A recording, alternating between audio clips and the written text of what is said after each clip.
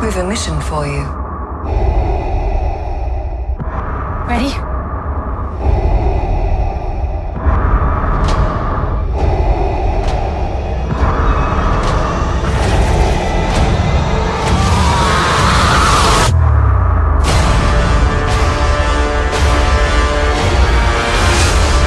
May the Force be with us.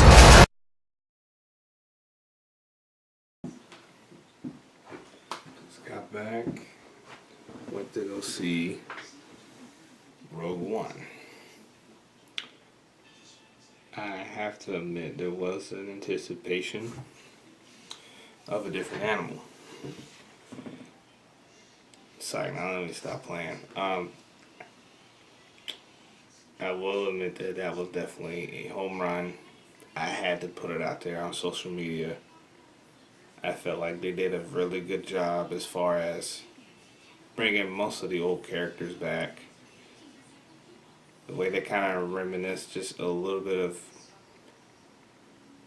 like the Rebels against the Empire. For anyone that's not familiar, you have to be somewhat intrigued. Very intrigued as far as the story, how it went, the ending, how it went. I mean, as a fan myself, wow. They will fool us with CGI effects, I will tell you that much. Especially for the last 30 minutes of this movie. Like, there was so much jam, action-packed, full of shit. Like, you just be like, wow. Now, spoiler-wise, the ending tells it all. The one thing I will say is that if you watch this movie first and then go watch episode 4, A New Hope, you will probably understand how it really came about. Like, you wouldn't expect that once the main lead, Donnie Yen's character, and most of the rebels that came with her on this mission to pretty much steal the Death Star plans, they gave it to Princess Leia, which you never fucking thought. That just, oh shit. So that makes sense. Darth Vader, towards the end, he was kicking a lot of ass. Especially like when he boards the ship, it was all dark and you just hear him breathing. Just, and the lightsaber came out and like he just started kicking ass and taking names. Like the movie was so good. It just mind blows me the way that Disney has done the last two.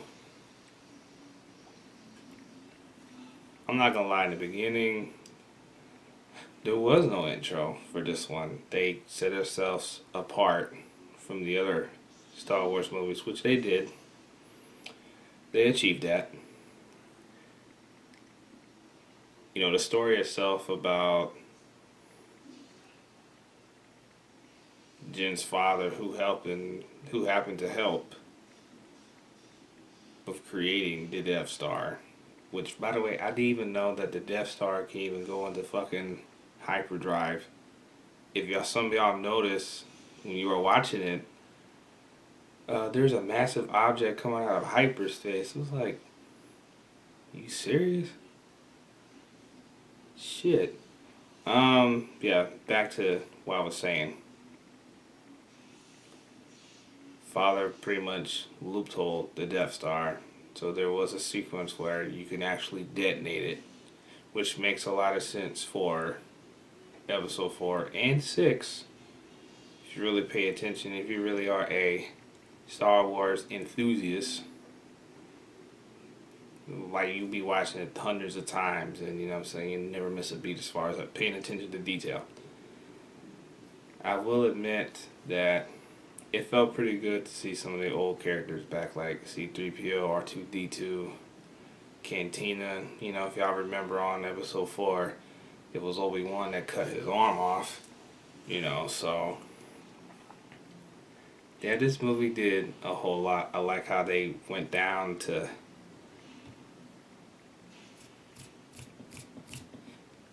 pause. I'm just tired. I've been up since 4:30 this morning, so forgive me for ruining this movie view. But most of the planets are very familiar. Like Yavin 4, like some of y'all older Star Wars enthusiast fans, if y'all familiar. You know, they really did a good job. I kid you not, I will probably go see this again next time I actually had like a couple days off back to back. I would. I will pay big time. Because I'm into that stuff like that, you know what I mean? I'm just being me. You know, so yeah, man, y'all gotta check it out. So it's officially out, and I'm sure it's gonna blow up out the box office.